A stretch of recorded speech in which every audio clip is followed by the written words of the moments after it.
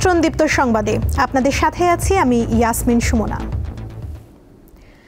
আজ 12ই রবিউল আউয়াল, বিশ্বনবী হযরত মুহাম্মদ সাল্লাল্লাহু আলাইহি ওয়াসাল্লামের জন্ম ও ওফাত দিবস। সারা বিশ্বের মুসলমানরা এই দিনটিকে পবিত্র ঈদে মিলাদুন্নবী হিসেবে পালন করেন। সৌদি আরবের মক্কা নগরের বিখ্যাত কুরাইশ বংশে 570 খ্রিস্টাব্দের এই দিনে মহানবী হযরত মুহাম্মদ সাল্লাল্লাহু আলাইহি ওয়াসাল্লাম জন্মগ্রহণ করেন এবং 632 খ্রিস্টাব্দ একই দিনে তিনি ইহলোক ত্যাগ করেন। হযরত মুহাম্মদ সাল্লাল্লাহু আলাইহি ওয়াসাল্লাম ছিলেন সর্বশেষ নবী ও রাসূল। তিনি পৃথিবীতে এসেছিলেন তাওহীদের মহান বাণী নিয়ে। প্রচার করেছেন শান্তির ধর্ম ইসলাম। তার আবির্ভাব এবং ইসলামের শান্তির বাণীর প্রচার সারা বিশ্বে আলোড়ন সৃষ্টি করে। সমগ্র আরব জাহান যখন পৌত্তলিকতা ও অনাচারের অন্ধকারে নিমজ্জিত ছিল, সেই আইয়ামে জাহেলিয়ার যুগে মহানবীকে সারা বিশ্বজগতের জন্য রহমত স্বরূপ পাঠিয়েছিলেন সর্বশক্তিমান মহান আল্লাহ। ধর্মপ্রাণ মুসলমানরা পবিত্র কোরআন তিলাওয়াত, দরুদ পাঠ, দান খয়রাত সহ নফল ইবাদতের মধ্য দিয়ে দিনটি অতিবাহিত করবেন। অনেকে এই দিনে নফল রোজা রাখেন। রাজধানী সহ বিভিন্ন স্থানে সকালে বের হয় ঈদে মিলাদুন্নবীর র্যালি।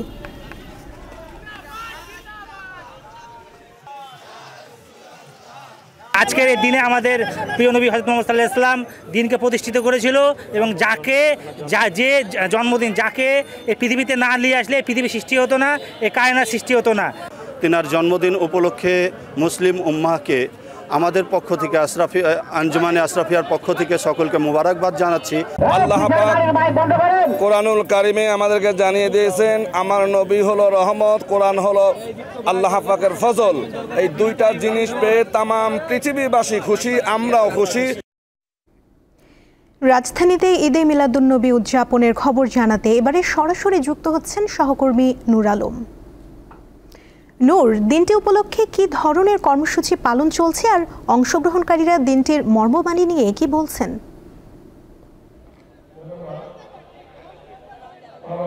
হ্যাঁ সুমন, আজকে 12ই রবিউল আউয়াল অর্থাৎ 570 খ্রিস্টাব্দে আজকের এই দিনটিতে প্রিয় নবী হযরত মুহাম্মদ সাল্লাল্লাহু আলাইহি ওয়াসাল্লাম যে কুরাইশ বংশে অর্থাৎ মক্কায় যে কুরাইশ বংশ রয়েছে সেই মা আমিনার উদরে কিন্তু আজকের এই দিনটি তিনি পৃথিবীতে আগমন ঘটে এবং এরপর থেকে অর্থাৎ আজকের এই দিনটিতে অর্থাৎ 632 খ্রিস্টাব্দের আজকে এই দিন একই দিনে কিন্তু 63 বছর বয়সে তিনি কিন্তু এই পৃথিবী থেকে চলে যায়। এটাকে ওফাত দিবস হিসাবে কিন্তু বলা যায়। অর্থাৎ আজকে এই ওফাত দিবস অর্থাৎ একই দিনে যে জন্মগ্রহণ এবং একই দিনে তিনি এই পৃথিবী থেকে চলে যাওয়া, যা সারা বিশ্বে ঈদে মিলাদুন্নবী হিসাবে কিন্তু পালিত হয়ে আসছে। এবং আমি দেখতে যাচ্ছি যে পবিত্র এই দিনটি কিন্তু ভাব গাম্ভীর্যের মধ্য দিয়ে কিন্তু প্রতি বছরের ন্যায় কিন্তু এবারও আমরা দেখছি যে রাজধানীর সোহরাওয়ার্দী উদ্যান সহ বাংলাদেশের বিভিন্ন প্রান্তে কিন্তু এই দিনটিতে যারা পালন করে থাকে যে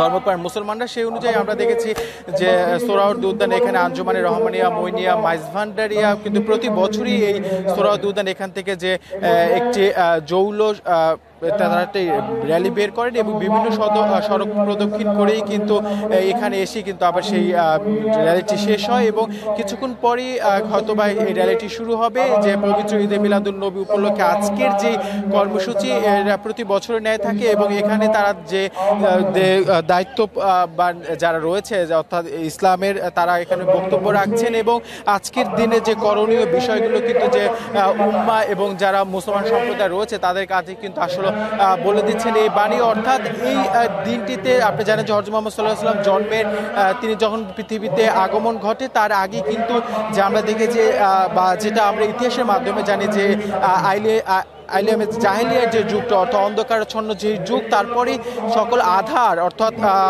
ইসলাম প্রচারের মধ্য দিয়ে কিন্তু সেই আধার আজকের দিনটি ইসলামে যারা মুসলমান রয়েছে তাদের কাছে খুবই গুরুত্বপূর্ণ। সুমনা। নূর, আপনাকে ধন্যবাদ। রাজবাড়ীর গোয়ালন্দে নুরুল হক ওরফে নুরাল পাগলার মরদেহ কবর থেকে তুলে পোড়ানোর ঘটনায় নিন্দা জানিয়েছে অন্তর্বর্তী সরকার। পাশাপাশি এ ঘটনায় জড়িতদের আইনের আওতায় আনার কথাও বলা হয়। শুক্রবার এক বিবৃতিতে এ ঘটনার নিন্দা জানায় সরকার। এতে বলা হয়, এই অমানবিক ও ঘৃণ্য কাজ মূল্যবোধ, আইন এবং সভ্য সমাজের প্রতি সরাসরি অবমাননা। এই ধরনের বর্বরতা কোনো অবস্থাতেই সহ্য করা হবে না। আইনের শাসন সমুন্নত রাখা ও মানুষের জীবনের পবিত্রতা রক্ষা করতে অন্তর্বর্তী সরকার প্রতিশ্রুতিবদ্ধ। এতে আরও বলা হয়, এই জঘন্য অপরাধে জড়িতদের চিহ্নিত করে বিচারের আওতায় আনা হবে। এর আগে শুক্রবার বেলা ৩টা থেকে সন্ধ্যা ৬টা পর্যন্ত দফায় দফায় দরবারে হামলা করে একদল লোক। তারা শরীয়তপন্থীভাবে দাফনের অভিযোগ তুলে নুরাল পাগলার মরদেহ কবর থেকে তুলে পুড়িয়ে দেন। উপজেলা ঈমান আকিদা রক্ষা কমিটির পূর্ব ঘোষিত বিক্ষোভ সমাবেশ থেকে একদল লোকের এই হামলায় পুলিশ সদস্য সহ অন্তত অর্ধশত ব্যক্তি আহত হন। সেখানে পুলিশের 2টি ও উপজেলা নির্বাহী কর্মকর্তার গাড়ি ভাঙচুর করা হয়। নিহত হন রাসেল মোল্লা নামে এক ব্যক্তি। তিনি নুরাল পাগলার দরবারের খাদেম ছিলেন বলে স্থানীয়রা জানান। এবারে গুড নাইট ডেঙ্গু সুরক্ষা।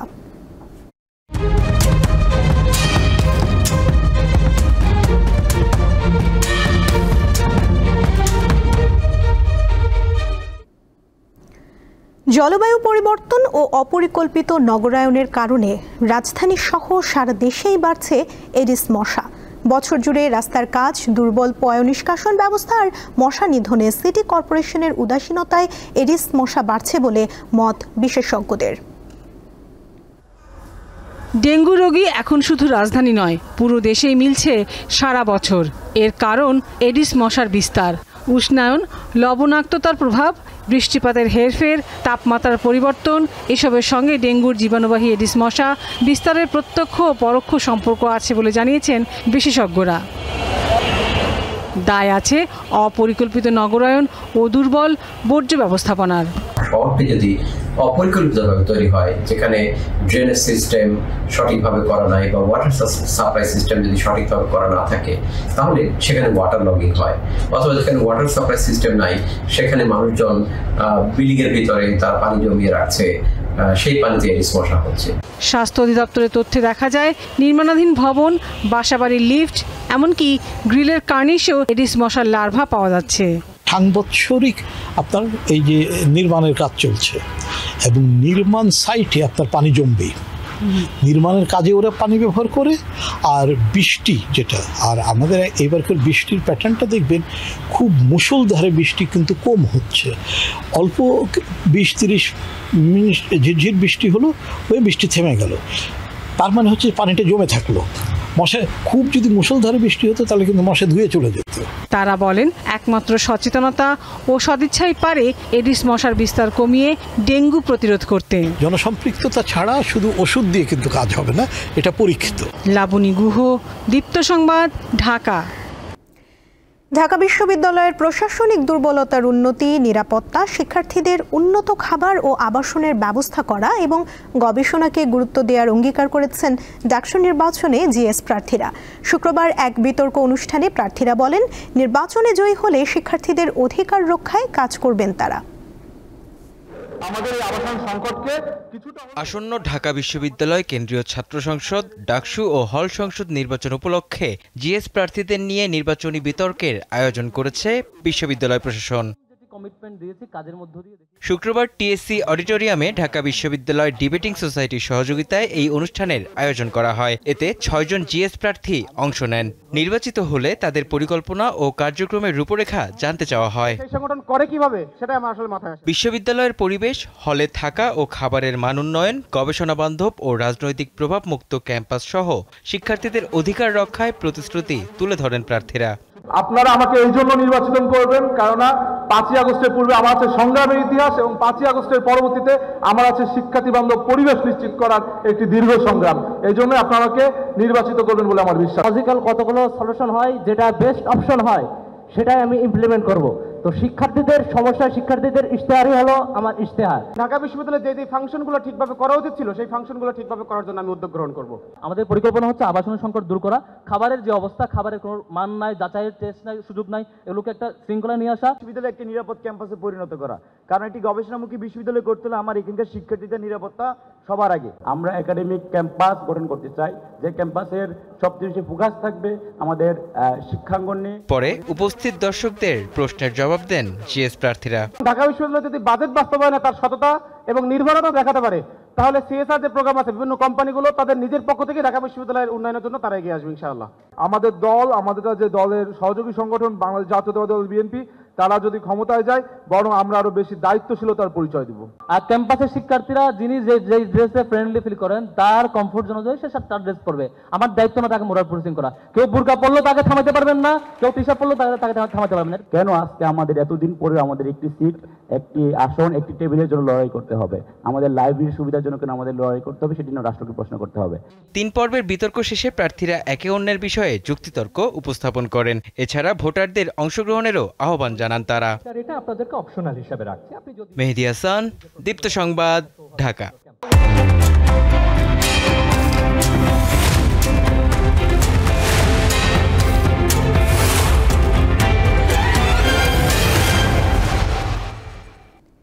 এবারে জানাবো এক নজরে দৈনিক পত্রিকার শিরোনাম। আমাদের হাতে রয়েছে প্রথম আলো পত্রিকা, যার প্রধান শিরোনামে আমরা দেখতে পাচ্ছি উচ্চকক্ষ নিয়ে সরকারের অনুরোধ রাখেনি বিএনপি। পিআর পদ্ধতিতে উচ্চকক্ষ গঠনের বিষয়টি বিএনপিকে মেনে নেয়ার অনুরোধ করেছিলেন একজন উপদেষ্টা। এদিকে বুলিং ও শেমিংয়ের ভয় জাকসুতে কম নারী প্রার্থী।